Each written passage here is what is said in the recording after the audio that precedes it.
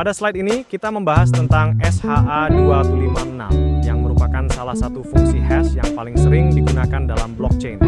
SHA-256 adalah bagian dari keluarga Secure Hash Standard (SHS) yang dijelaskan dalam FIPS 144. Fungsi ini menghasilkan output dengan panjang 256 bit atau setara dengan 32 byte dalam bentuk representasi heksadesimal yang terdiri dari 64 karakter.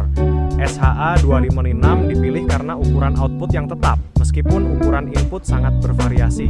Fungsi ini digunakan dalam protokol Bitcoin dan banyak implementasi blockchain lainnya. SHA-256 sangat berguna untuk menjelaskan bagaimana blok memperoleh identitas hash mereka, serta menunjukkan bagaimana perubahan kecil pada data dapat mengubah identitas blok secara total. SHA-256 tidak dipilih karena satu-satunya pilihan, tetapi lebih karena representasi yang jelas untuk membantu pemula memahami konsep hash. Pada slide ini, kita membahas tentang sifat pre-image resistance dalam fungsi hash. Pre-image resistance berarti sangat sulit untuk menemukan input asli hanya berdasarkan output hash. Jika seseorang hanya memiliki digest output hash, mereka tidak bisa dengan mudah merekonstruksi data asli atau pesan yang menghasilkan hash tersebut. Sifat ini sangat relevan dalam blockchain karena memungkinkan hash digunakan sebagai bukti bahwa data tertentu pernah ada tanpa harus membuka seluruh isi data tersebut kepada pihak lain. Dalam praktiknya, sifat ini berguna untuk sistem hybrid, di mana file atau dokumen lengkap disimpan off-chain di luar blockchain, sementara hanya hashnya yang disimpan di blockchain sebagai bukti integritas data. Pada slide ini, kita membahas tentang collision resistance dalam fungsi hash. Collision resistance berarti sangat sulit untuk menemukan dua input berbeda yang menghasilkan hash yang sama.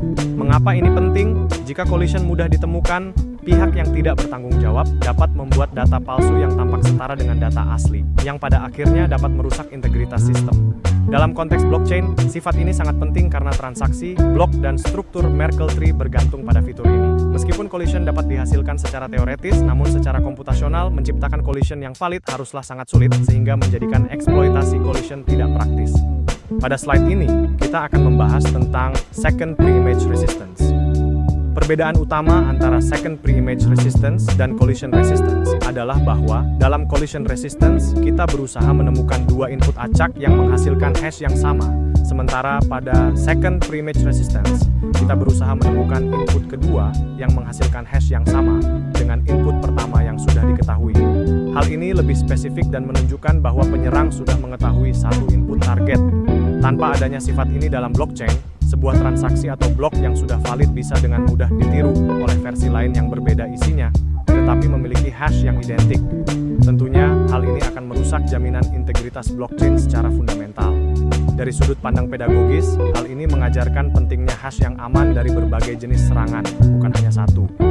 Pada slide ini, kita akan membahas dua jenis kriptografi yang berbeda, yaitu kriptografi simetris dan kriptografi asimetris. Pada kriptografi simetris, digunakan satu kunci yang sama untuk proses enkripsi dan dekripsi. Kelebihannya adalah kemudahan implementasi dan kecepatannya, namun masalah muncul dalam distribusi kunci. Contoh yang populer adalah AES, Advanced Encryption Standard. Sedangkan kriptografi asimetris menggunakan dua kunci berbeda, yaitu kunci publik dan kunci privat. Kunci publik digunakan untuk mengenkripsi pesan, dan kunci privat untuk mendekripsinya. Ini lebih aman, terutama untuk jaringan terbuka seperti blockchain. Blockchain sendiri sangat bergantung pada sistem pembuktian otorisasi publik yang dilakukan menggunakan kriptografi asimetris. Contohnya ECDSA, Elliptic Curve Digital Signature Algorithm. Kriptografi asimetris memastikan bahwa hanya pemilik kunci privat yang dapat mengakses atau mengesahkan transaksi. Pada slide ini, kita akan membahas public key, yaitu kunci yang boleh diketahui oleh siapa saja.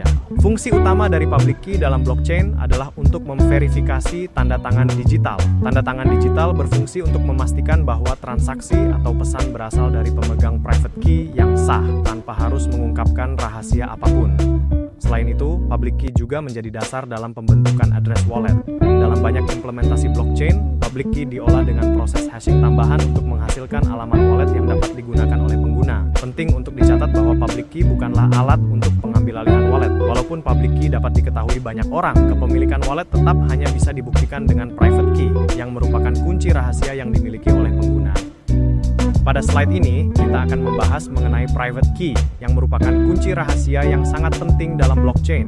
Private key adalah sumber utama otoritas atas aset digital. Private key memastikan bahwa Anda memiliki kontrol penuh atas aset yang terkait dengannya, dan ini tidak boleh dibagikan kepada siapapun dalam kondisi apapun. Namun, ada dua risiko utama yang berkaitan dengan private key. Private key hilang. Jika seseorang kehilangan private key mereka akan kehilangan akses permanen ke aset tersebut, karena tidak ada mekanisme reset seperti halnya password biasa. Private key bocor. Jika private key bocor atau jatuh ke tangan yang salah, pihak lain dapat membuat transaksi yang tampak sah atas nama pemilik yang sah, meskipun jaringan tidak bisa membedakan pemilik yang sebenarnya. Penting untuk diingat bahwa titik paling lemah dalam blockchain seringkali bukan algoritma yang digunakan, tetapi bagaimana manusia menyimpan dan mengelola private key mereka. Keamanan ini sangat bergantung pada pengguna untuk menjaga private key mereka tetap aman. Pada slide ini, kita membahas mengenai address wallet yang berfungsi sebagai identitas operasional di dalam jaringan blockchain. Address wallet ini biasanya diturunkan dari public key dengan menggunakan proses kriptografi tertentu, yang sering melibatkan proses hashing tambahan. Fungsi utamanya adalah sebagai tujuan penerimaan aset digital, serta sebagai referensi publik yang bisa dengan aman dibagikan ke pihak lain. Namun, perlu diingat bahwa address wallet bersifat pseudonymous, bukan anonymity. Artinya, blockchain mengenali address dan bukti kriptografis tetapi bukan nama asli pemilik. Address bukanlah private key, dan juga bukan identitas hukum pengguna. Perlu dicatat bahwa meskipun address ini tampak anonim, pola transaksi dan hubungan antar wallet, serta interaksi dengan platform ber-KYC, bisa membuat analisis identitas menjadi memungkinkan. Ini yang membedakan pseudonymity dari anonymity mutlak. Slide ini menjelaskan pentingnya tanda tangan digital sebagai bagian dari mekanisme otorisasi matematis pada transaksi blockchain. Fungsi utamanya adalah untuk memastikan bahwa transaksi tertentu dapat dikonfirmasi dengan cara yang sangat aman. Proses ini mengikuti standar yang ditetapkan oleh FIPS 185. Tanda tangan digital memiliki 3 manfaat penting. Mendeteksi modifikasi data, bahkan perubahan kecil pada data transaksi akan menyebabkan verifikasi gagal. Mengautentikasi identitas penanda tangan. Tanda tangan ini membuktikan bahwa pemilik private key yang sah adalah orang yang menandatangani transaksi tersebut tanpa perlu mengungkapkan private key-nya. Memberikan bukti bagi pihak ketiga. Dengan non-repudiation, pihak yang menandatangani tidak bisa membantah bahwa mereka memberikan otorisasi terhadap transaksi tersebut. Yang sering ditandatangani bukanlah keseluruhan transaksi secara mentah, tetapi biasanya hash dari transaksi. Ini dilakukan untuk efisiensi dan konsistensi verifikasi.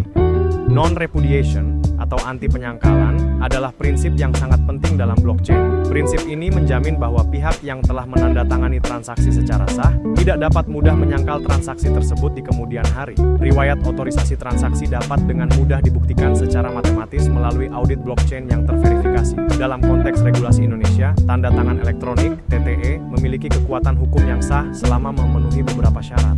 Di antaranya adalah identitas penanda tangan terverifikasi, kontrol atas data pembuatan tanda tangan, integritas.